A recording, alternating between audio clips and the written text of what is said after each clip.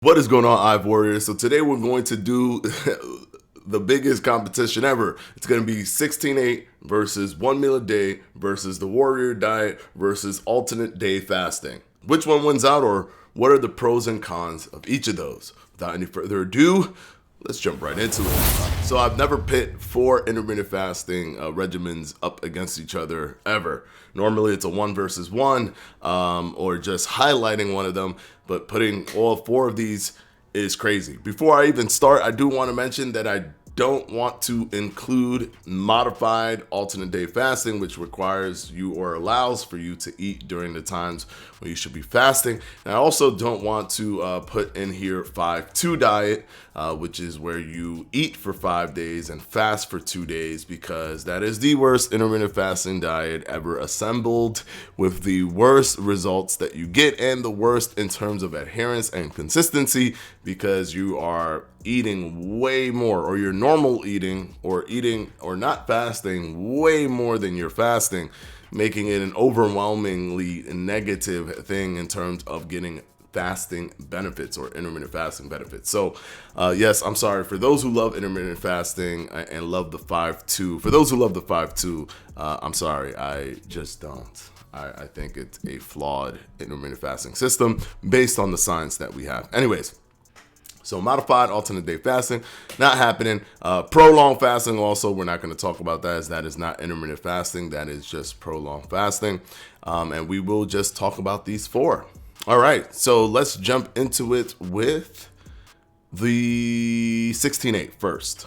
Now, the 16-8 is the most successful diet in the research field of intermittent fasting. So it has the most positive results versus all of the other diets, but also it is used more than all of the other diets in terms of actual intermittent fasting research. So it could be under so many different names though. So if you see something that says time restricted eating, that's the 16-8. If you see time restricted feeding, that's the 16-8. If you see early time restricted feeding, that's the 16-8, but eating earlier rather than later. Or if you see the 16-8 model, well, that's obviously the 16-8. So there are more 16-8 studies out there giving it a slight advantage, but it also has one of the highest adherence when compared to the other intermittent fasting regimens, which means that when people undergo a intermittent fasting study, when using the 16-8, they are more likely to continue using the 16-8 or to adhere to the 16-8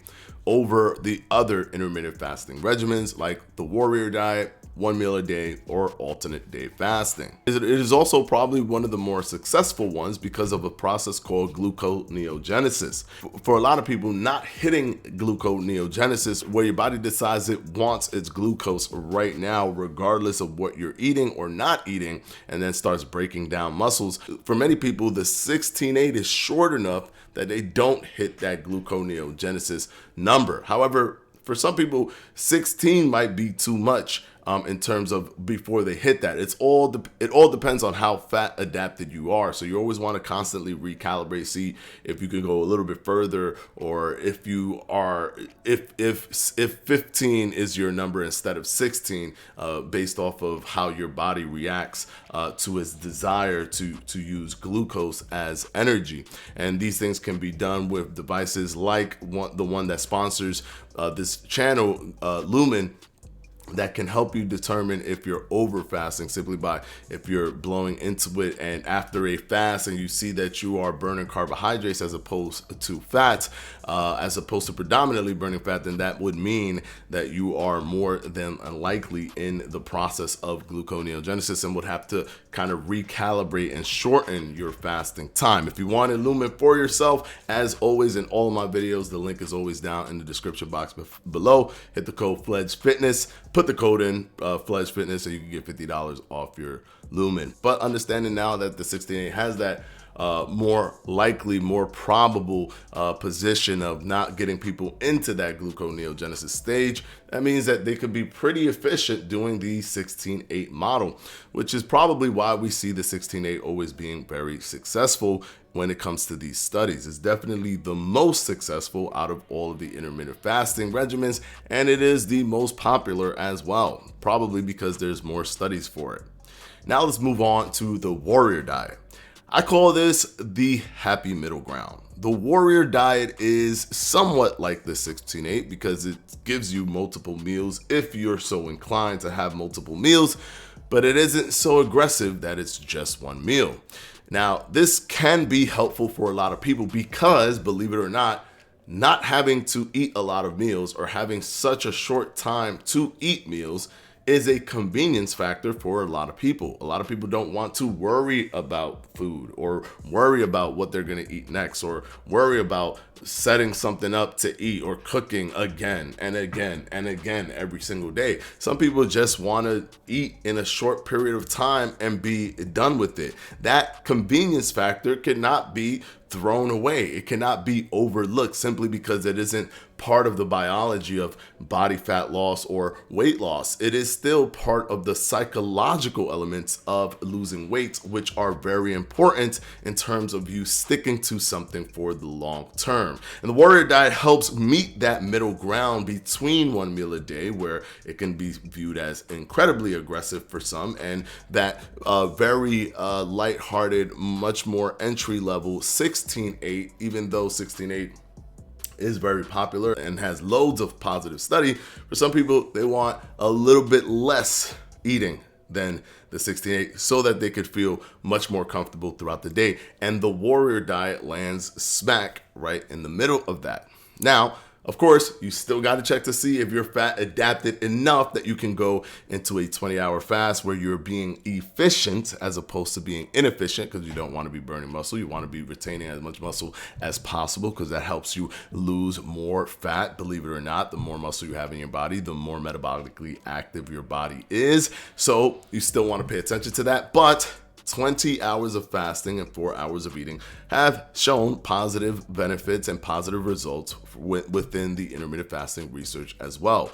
Of course, not as much as the 16-8, and definitely not done or used anywhere near the amount of times it is used for the 16-8 is used during research, but it still fills a gap, a hole for those who don't want to eat just one meal a day, but also don't want to do such a large eating window of 8 hours when it comes to the 16-8. So the 20-hour fast is good to meet that middle ground between one meal a day and the 16-8. Now let's go ahead and move on to one meal a day. Now, if you notice, I'm going through the pattern of which one is making you fast longer, and the one meal a day is the third one. Now, one meal a day is incredibly convenient for a lot of people because literally you only have to focus on one meal every single day. Now, it's tougher to do one meal and do everything correctly, do everything right. It's tougher for you to get all your nutrition, the protein that you need for adequate muscle retention, adequate muscle building. Tougher to get the micronutrients, the macronutrients. It's not easy to do it with one meal a day, but it's sure as heck very convenient to just eat one meal a day. Literally only have to worry about one meal the entire day. That's super convenient. So I completely understand when people just do one meal a day for the convenience factor alone. However, if in fact you can do one meal a day and you do not go into gluconeogenesis, that means you are burning fat for much, much, much longer. From the studies that we've seen, even from studies like Dr. Stephen Anton, in terms of the metabolic switchover, it normally takes 8 to 12 hours to do that metabolic switchover for anyone. And that 8 to 12 hour change after that post-absorptive range, when you no longer have glucose in your body, if you depleted that glucose, I mean, if you don't hit glucose neogenesis, one meal a day is going to reap way more benefits in terms of body fat loss than the warrior diet or even the 16-8. Considering that if, for example, you were to metabolically switch over fully by hour 12, you have way more if you're doing 23 full hours as opposed to if you're doing 16 hours. You would have way less of being in that state where you're focusing on burning body fat, using your fatty acids as turning them into ketone bodies to replace the glucose that you've depleted from your body. But this all depends on how fat adapted you are.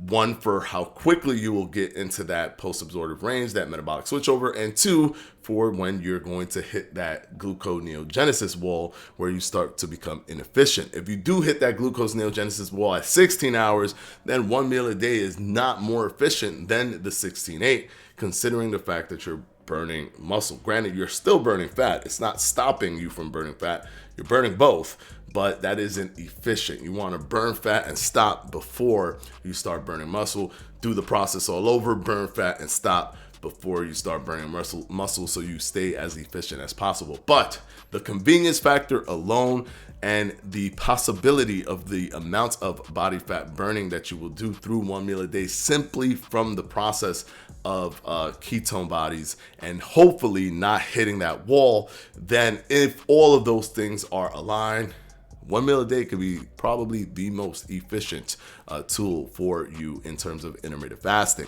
Now let's go ahead and move on to alternate day fasting. Now, alternate day fasting is where you eat one day and you fast the next. Then you eat one day and fast the next. Now, this tends to get you into a space where you are fasting way above 23 hours. You normally hit like into the 30 hours or so of fasting when you do alternate day fasting. So if you fast on Monday and then if you eat on Monday, then you fast on Tuesday, then eat on Wednesday, then fast on, you end up actually fasting way more than 23 hours. Now, this can be very, very helpful in the sense of being at a caloric deficit.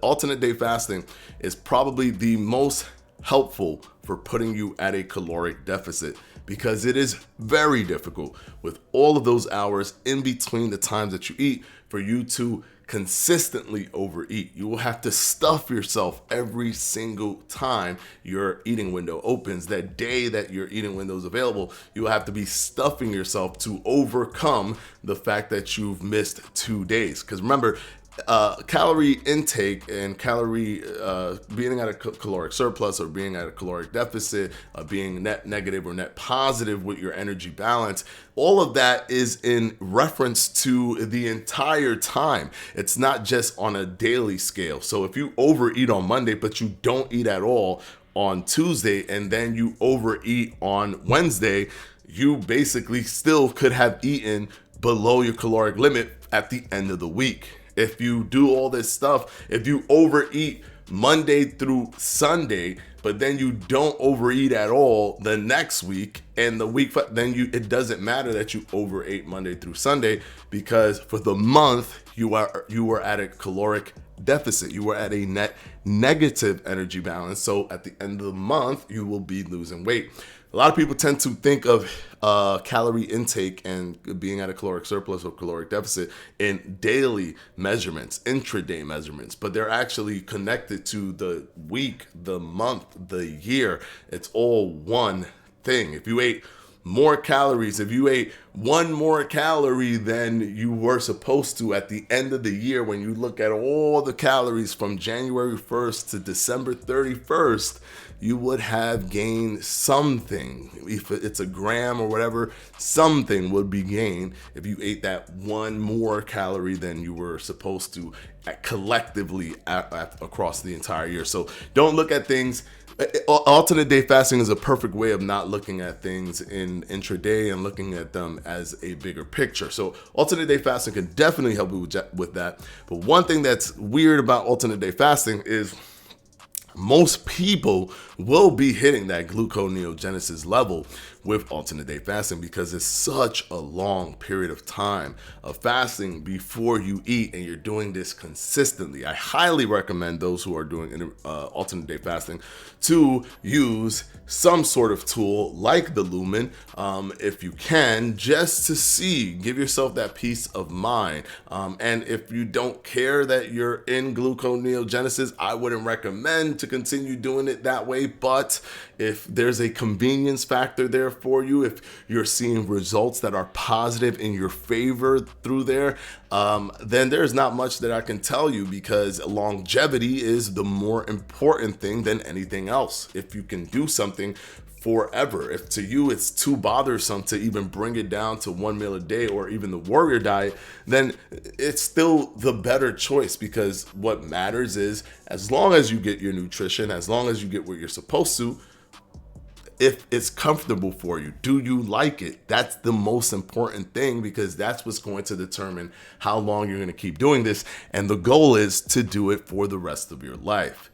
So those were the pros and cons of all of them. Now, if we were just looking at it on paper, the 16-8 will win simply from the positive results that have come out of the research, but it's also skewed because there's more intermittent fasting studies looking at time restricted eating, early time restricted eating, time restricted feeding, and basically just the 16-8. And very rarely now are they looking at the other ones. Although ADF, alternate day fasting, I think is second to 16-8 in terms of the amount of research that we have out there, but the positive results are not as powerful as the 16-8's positive results. So hopefully this video has helped you guys on the 4 major ones that I actually like. Those are the ones that I like based off of the science that we have out there. And maybe it helps you make a decision. Maybe you change the way you do your intermittent fasting. Maybe you don't. Maybe it helps fortify which one you're doing. Until the next one, guys. This is Edward from Fledge Fitness. Thank you very much. Hit that like, hit that subscribe, and I'll see you tomorrow.